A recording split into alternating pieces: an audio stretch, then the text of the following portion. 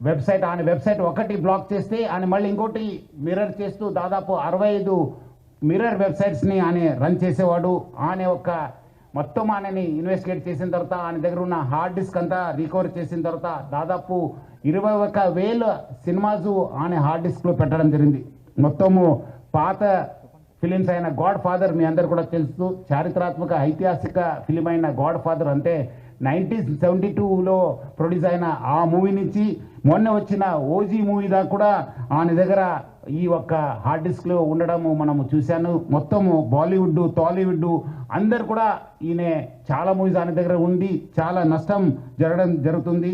అదేవిధంగా ఆయన ఇప్పటిదాకా ఒక 20 crores సంపాదన చేశారని చెప్పి ఆయన వెల్లడించారు. మనం దాంట్లో 3 కోట్ల రూపాయలు మనము సీజ్ చేయడం జరిగింది. అది ఇంకా మనం ఆయన ఫైనాన్షియల్ డీటెయిల్స్, ఆయన మనీ లాండరింగ్ ప్లస్ ఏం చేశారు, ఎక్కడెక్కడ చేశారు, ఈ ర్యాకెట్లో మొత్తం ఏముందని తెలుసుకోవడానికి ఆయన పోలీస్ కస్టడీ కూడా మనం అడగడం జరిగింది. అది వచ్చిన తర్వాత కూడా ఇంకా మనము ఆయన దగ్గర ఉన్న విషయపైన మనం రాపట్టుకోవడానికి మా వంతు కృషి చేయడం జరుగుతుంది.